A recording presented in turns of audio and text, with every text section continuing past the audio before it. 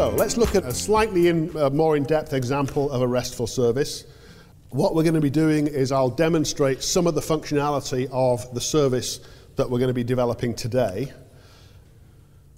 Okay, so I just imported a JSON file that had a Postman collection with a bunch of tests in it, basically, and here's all the tests. They're all tests for a particular web APIs. We're going to be developing about, I think, 4 different ones today. One that's like so simple it's unbelievable, one that's a little bit more complex, and 2 that go the whole way and talk ISAM files and select classes and all that kind of stuff as well. This is probably the most complex of the 4. So this web service is using, as you can see, I've got this base address. That, again, I'm using this function in Postman that lets me define endpoints. So essentially, if I go to workshop demo complete, it will talk to my local IIS. All these things is within each of these. If I manage environments, you can see these are the named environments, and each one of them has a named variable called base address, which has a URL.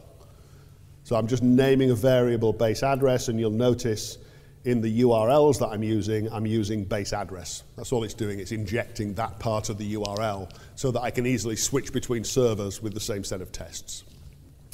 So here's an example of making a GET call that's called getAllEmployees. So we're doing a GET to API employee.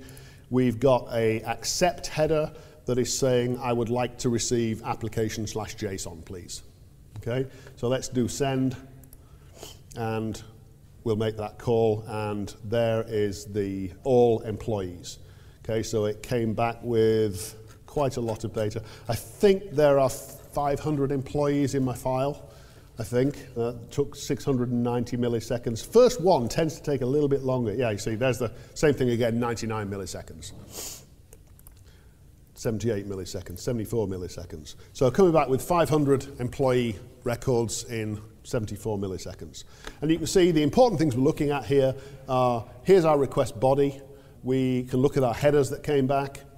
One of the things there is telling us how long the data is. Normally, when I'm building APIs, I would put a custom header in here that would confirm there are 500 in the data set, or 450 or whatever. I apologize about this. The issue here is that Postman itself, the fonts are kind of gray. Actually, let me try something. Does this make it any better? Because there is a light theme. You think it's better? Okay, we'll leave it that way. Okay, so our base address, now we're doing a similar request, but we're adding on slash, okay, my tests are out of date. I used to have 5,000 employees in the file, now I've only got 500, but my test is trying to retrieve employee 1,000. And it's coming back and saying 404 not found. Okay, yeah, that makes sense because I reduced the amount of data in the file. So let's change this, let's change the URL and change it to employee 100, which I know is there, and do a send. And that came back with status 200 OK, and there's our data. Okay? So there's an example of doing a GET to the base address, doing a GET and passing a parameter. Let's see what else we've got. Let's look at an example of doing an update, a put. So I'm noticing that employee 100 is currently in the department called management. So I'm going to change, this one says move employee 1000, but I'm going to change that to employee 100.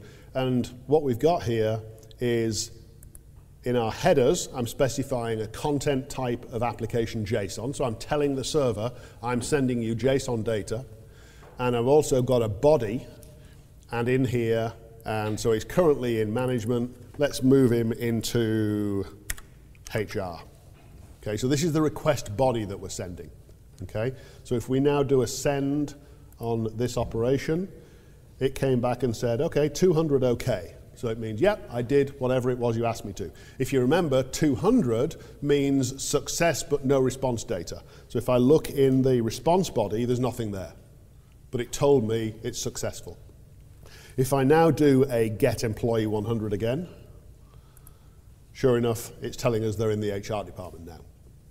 If we wanted to go back here and put them back in the management department, send, and it tells us 200 okay and no response body again. We do a send, and sure enough, they're back in management now. There's an example of doing a put. Let's look at an example of creating something. Oh, I guess I haven't got a create in here. Let's see if we've got a create in Let's try this one. No, okay, I'm sorry. I guess these exports were slightly out of date. But, I mean, we can do it. Let's do it. Let's take a piece of sample data, and let's start with one of the moves, because that's doing the right URL. So let's change it to a post, because we're going to create something. Okay, we've still got a header saying content type is application JSON, so we're going to send JSON data. And here's our request body. So let's just post in some data. I'm doing a create, so it shouldn't be my job to say, well, what's the employee ID going to be? My service is really going to allocate that for me. So I'm going to take out the employee ID, and let's just change it to something that we'll recognize. Okay, probably not a great first name and last name, but just so that we can prove boo. Okay, and we'll put them in the sales department. Okay, I'll just leave the rest of the data as it is. What I'm going to do is I'm going to save this. I'm going to save as create employee, and we will put it in the collection employee tests and hit save. So now we've got a new test, and when we execute it, oh, yes, I'm doing a create, so I don't specify the request. There we go, and it told us 201 created. And again, if you remember, 201 says successful. It's specifically a successful create, but I'm not returning any data to you. And again, the convention is that you're supposed to return a response header. So if we look in the response headers, it'll say location is HTTP localhost web server complete API employee 0.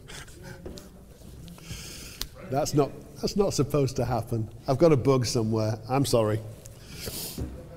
I do know why that happened. The web server complete example is from a couple of weeks ago before I implemented the code that allocates the next ID. So, my fault. When we build this service later, it will work better. We're going to build this one out. Okay, anyway, there's some examples of interacting with a web service. Let's also try a couple of these other ones, because our web service has the option to do things like get employees in production, so base address employee department / production. In the next session, we're going to get into Web API, and you're going to start to understand how all these things happen. How do we define these things? But you can probably imagine that I've got a key out there that says what department is this employee in, and I'm just going to do a select class based on that department name, and it's going to bring back the appropriate amount of data. So if we do a send there, again, it's come back with all the employees, and they're all in production, versus if we change the data a little bit and do something like QA, then do sales, okay. Yeah, right, probably will. Is it there? Is it at the end? Yes. All right. Anyway, the point of this was that you start to understand the way you use URLs and get methods and put methods and post methods to do different things. That's the point of this basic operation. Okay? All right, so that's a basic example of calling a RESTful service.